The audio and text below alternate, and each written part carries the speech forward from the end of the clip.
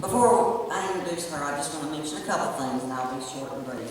First thing, I want to thank all of y'all. I know we've already thanked the volunteers, but I want to thank all of you for coming and sticking with us through this weekend. I think most of you know this is the first time we've ever had this happen, bad weather.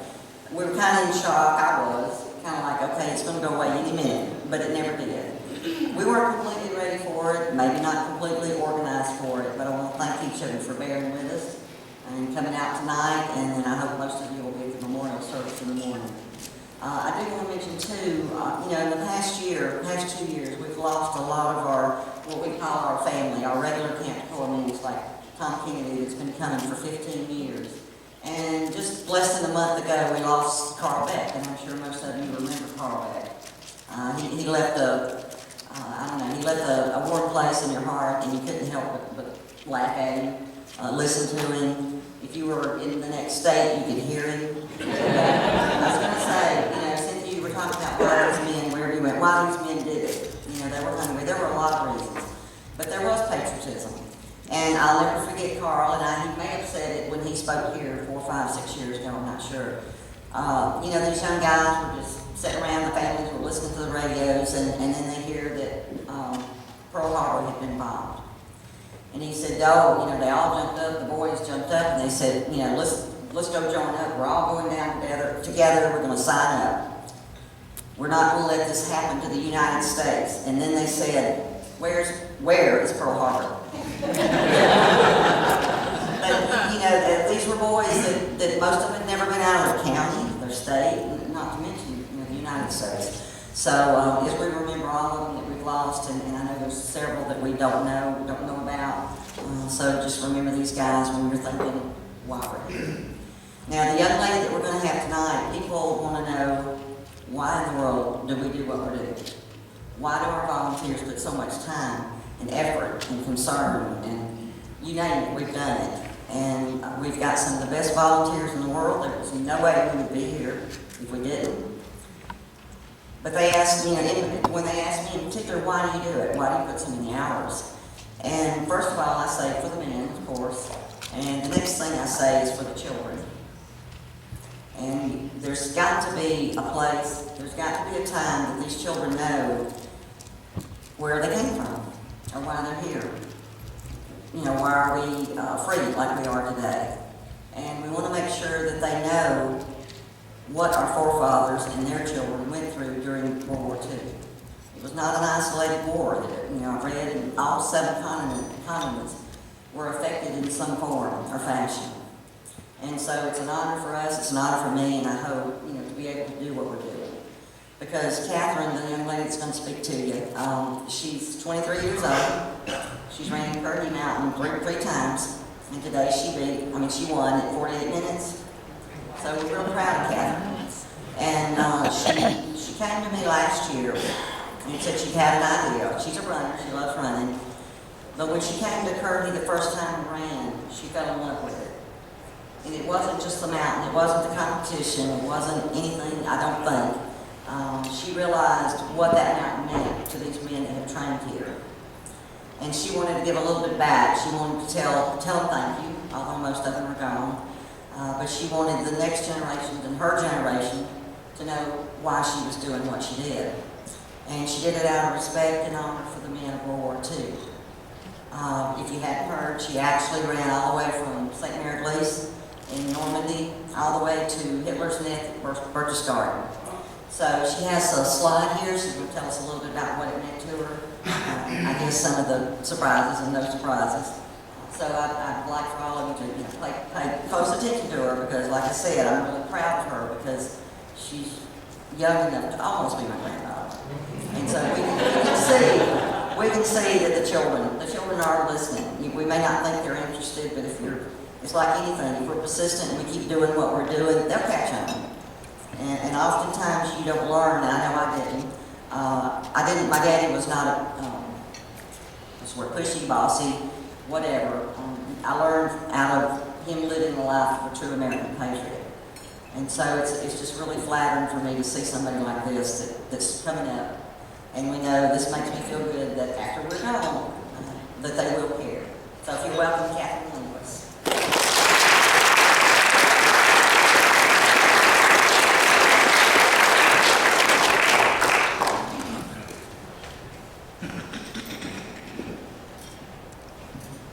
fellow attendees of Currahee Military Weekend. I thank you for having me speak to you tonight. It's a real honor. Some of you know who I am, and Brenda just gave you a little bit of information about me and what I did this summer. So yes, I ran 850 miles from Ste-Mere-Eglise, Normandy, France, to Hitler's Eagle's Nest in Berchtesgaden. That traced the route of the Toccoa men, some of which we have here this evening. So tonight you're just going to get a little bit of a taste of what I did, what my daily routine was, and some of the places that I got to visit. So I do have some pictures to share with you as well as we go along, and Will Maybach here, he's going to help me flip through the slides because we had a little bit of technical difficulties, so thank you. It all started with a flag, and I brought that flag with me here this evening. So this flag was presented to me on February 28th. Snow, if you remember, was falling on the historic grounds of Camp Toccoa. We had a really bad snowstorm. A mist shrouded Currahee in the afternoon light as it did today, so it was very reminiscent of today's conditions. Against the white backdrop, the red and white flag stood out to me instantly. It was the first thing that caught my eye. It kind of flapped in the wind as I arrived. I remember laying eyes on it for the first time, and then as the temperature started to plummet, the flag was guided down the pole, and it was folded and laid in my hands by Keith Hornick, who's not here this evening. So he presented me with this flag, and that handoff was a symbolic start to what I call Run for Currahee. After racing the Currahee Challenge in October of 2013, I decided that I wanted to do something to help raise awareness for Camp Toccoa at Currahee by joining the military and running communities in the United States and abroad. So after much thought and planning, the idea of Run for Currahee was born, and I volunteered myself for the journey in July of last year, so a little bit over 1 year ago. Now, I'm a competitive runner. I race regularly and have fairly good results, even an overall win today.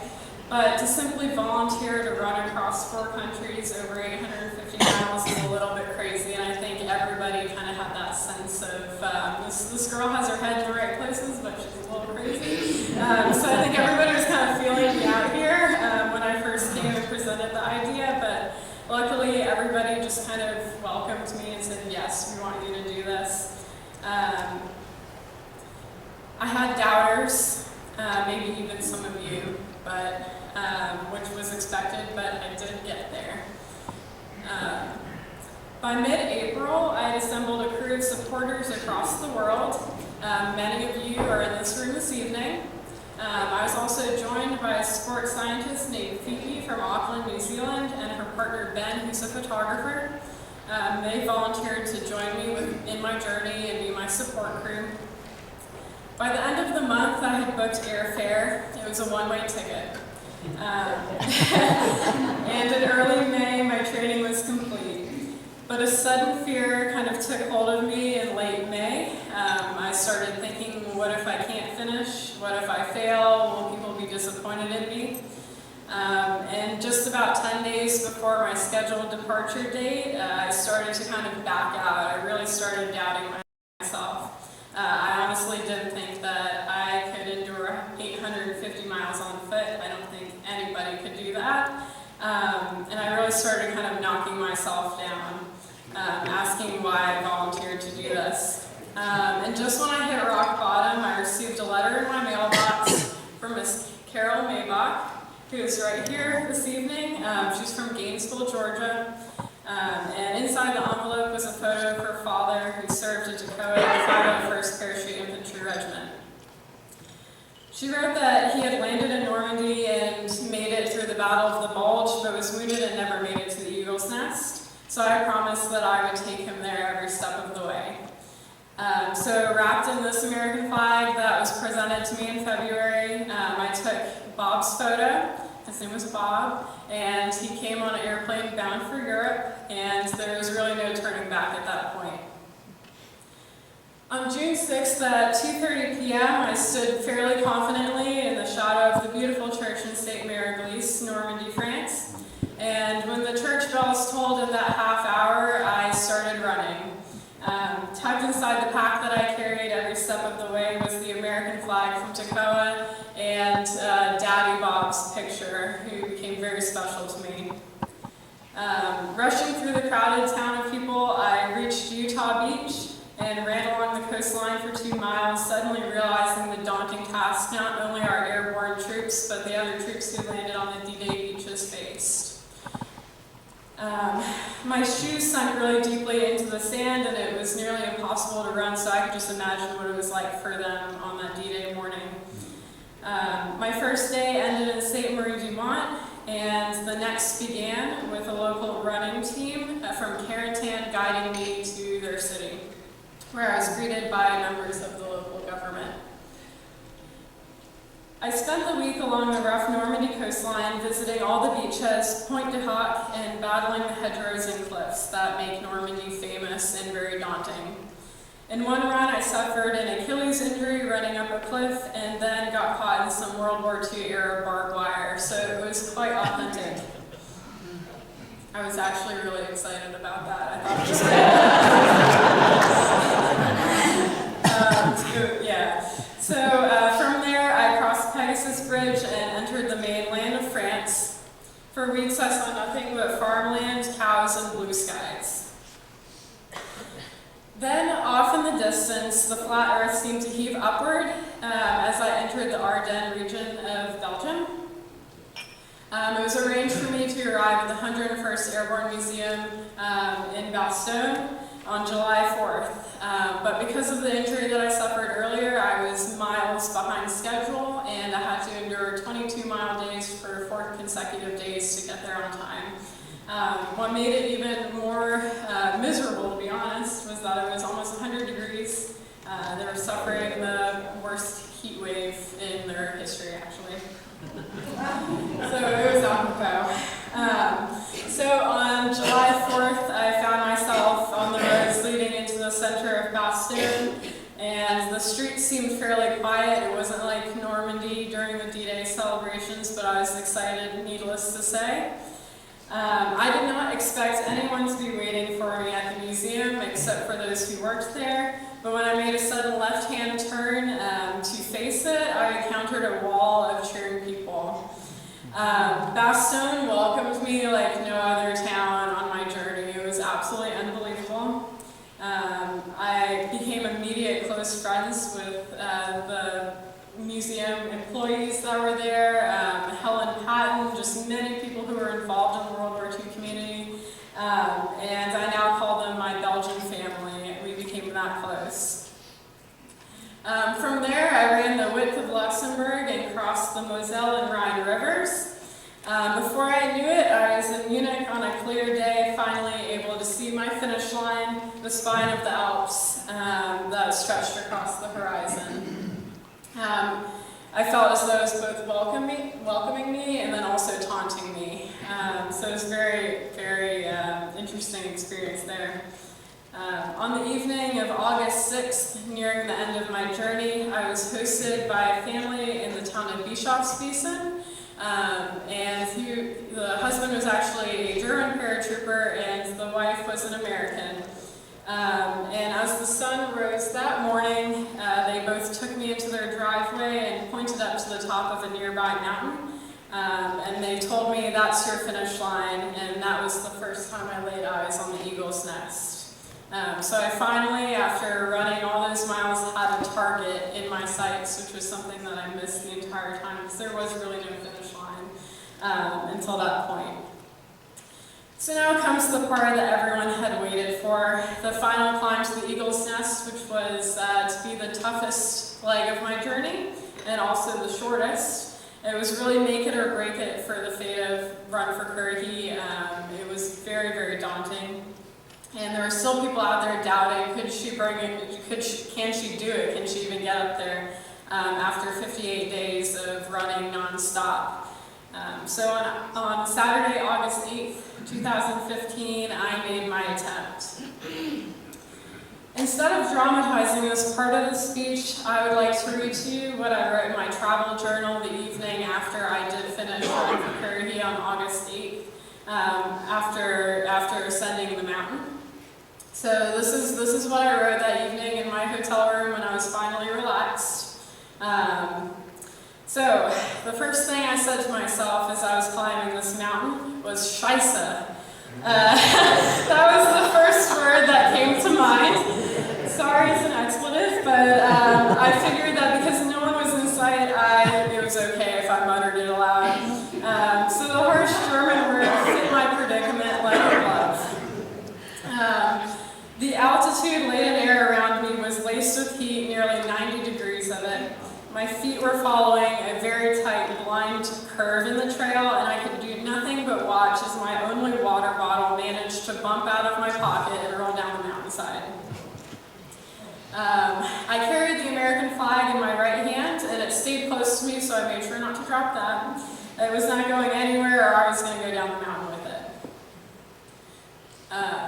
My legs were searing after 3 kilometers and over 2,300 feet of running on uneven, tragically tricky surfaces. The land around me seemed to swim in silence. There were no birds singing, no crickets, no insects, no noise at all. It was just my feet pounding the trail. And basically, at that moment, it was just me and my thoughts. It was a very interesting experience where I was just thinking of everything that had happened, and then also thinking, well, I still have this mountain that I have to climb. And the only word that came into mind was up. Everything was going up. My legs were propelling me up, my heart rate was definitely up, and my eyes were fixed upwards at the eagle's nest. I told myself not to look in the direction of the famous mountaintop tea house of Adolf Hitler, the eagle's nest, seemingly perched perilously above me in a clear blue sky. With every step, my only wish is for it to come closer, but it only seems to slip farther and farther away, like a finish line that keeps retreating. I tell myself that it is closer than it seems to make myself feel better. To my left, the trail swings into a more maintained surface, and my morale is suddenly lifted. A wider trail and then a paved path means no more rocks to fight. What I did not realize is that the reason the trail was created this way is because of the extreme angle that it is going to reach upwards in a matter of feet. So it ended up being a 28% incline, which is even more than Currahee, and that's the reason why they had it paved, so it would be easier on those hiking. My mind wanders to all the places my feet have taken me since I departed from Ste-Mere-Eglise in Normandy, France just 2 months and 2 days ago. I try to think of all the people I met. I want to think of the hugs, happy gatherings, and shared toasts. But all I can focus on are my legs and how thirsty I am. I check my watch. It is 12:41 and my pace is dropping like the beads of sweat I feel slipping relentlessly down my back. Despite what my mind desires, my body tells me that I must walk. That's some water.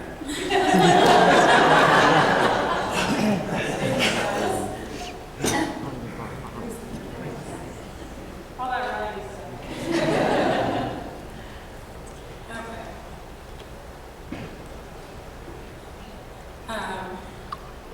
My legs slow down and my breathing becomes easier in the thin air. Looming still above me is the eagle's nest, and I wonder if anyone sees me suffering down here. I do not want them to see me suffer, but I cannot help it. My body feels raw as though every fiber and tendon is burning and exposed. Below my feet, the trail is running straight as an arrow up the mountainside. I'm hypnotized by the procession of my feet, a uniform step by step. A few seconds slip away, and I suddenly look up to see a switchback ahead, so a sharp curve in the trail. For some reason, I begin again to run. Slowly at first, and then my pace quickens. I hit the sharp left-hand turn in the trail and come face to face with another hiker, another American hiker, and he wants to know about my flag. He asks me about it and then restates the question. I am unfocused, and I have to blink a few times before I can properly answer him. My flag, I ask, stupid with exhaustion. He nods. My flag, I say to myself. This flag flew over Camp Toccoa in Georgia, in the United States, I say. And what are you doing all the way up here with it, he asks, knowing that I'm exhausted. I ran here from Normandy, France, I reply matter-of-factly. He looks at me with disbelief. Well, not all at once, I say, and that look does not fade. His name is Alec Ross, and he is an Army Ranger stationed in Stuttgart, traveling to Berchtesgaden with his friend Ashley, who moves down to the trail with us. I tell him that thousands of people have passed me on a daily basis during my travels across Europe, and they are only part of a handful who stopped and asked me about my flag and why I was carrying it. We take a photo together. This picture right here. And just before they turn and leave and continue down that mountain, I ask Alec if he has any extra water, and he gives me all of his. We part ways in the same manner I said goodbye to many on this journey, with a hug, smile, and a handshake and well wishes. Thankful for the moment, but it soon fades into the fabric of my journey. I doubt I will ever see them again as silence returns to the mountainside and I continue my ascent. Quite suddenly, though, sound floods back to the landscape. The sound of shuffling feet, heavy breathing, and shouts of "Stop, we are coming with you." I turn around in disbelief, only to see Alec and Ashley charging up the mountain. "We are coming with you. This is a once-in-a-lifetime thing, and we're going to see it through," they say.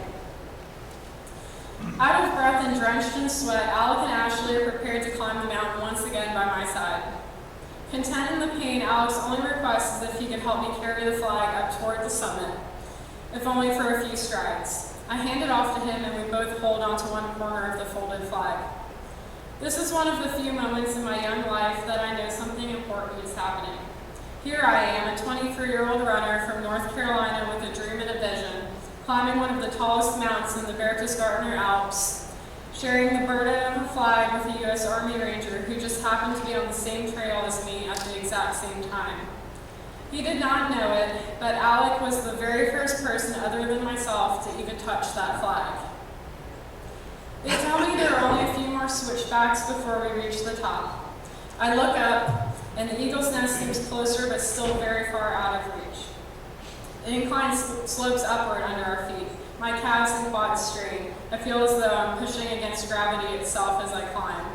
That's exactly what I felt like again today. Alec tells me 3 more turns and you're there. We struggle on, 2 more turns. Our pace quickens. You're on your own. It's all you, he says. They let me go and slip ahead of me to the top. I stop to take the moment in. There is nothing but blue sky and mountainside around me. The towns below look like tiny dots on a map. Then I see them, Berchtesgaden, Bischofswiesen, Teisendorf, all the little villages my route had taken me through over my 2-month journey. It slips away before my eyes. Normandy, France on a June summer day. A cool D-Day morning on Utah Beach, laying flowers for those who passed exactly 71 years ago. 60-mile-per-hour winds blinding me with sand on Omaha Beach. Enjoying Norman seafood with friends. Being chased by a farmer on the cliffs near Point du Hoc. Collecting sand on the beachheads. A lightning storm over the ocean. A sea of golden wheat, fields of cows, touring Breakhor Manor. The tree-lined trails of the Ardennes Forest, arriving in style at the 101st Airborne Museum in Bastogne, visiting the barracks. Sleeping in a foxhole in the Bois Jacques overlooking Foy. Yes, I did that. Picking flowers in Luxembourg and seeing the flat plains of eastern Germany from a hilltop castle. Walking the cobblestone streets of Heidelberg. Arriving in Munich for a beer at the Hofbrauhaus. Looking across the ruby-red glass surface of Chiemsee at sunset. Seeing the Alps for the first time in the distance. Seeing my finish line. And now here I am, just feet from the end. My feet start to run again. The pain leaves my body. All the aches accumulated over the seemingly impossible journey seem to melt away in an instant. Tears begin to well in my eyes as I make the final turn and see my team up ahead. Both of my hands fumble with the flag as I run. I lift it above my head, unfurled in all its glory. The flag flickers and sways in the wind. There is a crowd at the trailhead with tears in their eyes. I look away from them for a split second down to my right. My glance drifts once again over all the distance I've covered. I smile, completely content in the adventure I've had. My mother catches me in a hug at the finish. I burst into tears, looking over her shoulder in the embrace. I see my team members Ben and Phoebe looking on. They were there with me for every step of my journey. I soon wrap them in a hug. Lastly come Alec and Ashley, whom I just met but shared a moment with that will last a lifetime. I look at my watch only to realize that I somehow managed to cover the 6-kilometer distance with over 3,437 feet of elevation gain in just over an hour, somehow 40 minutes ahead of my projected finishing time.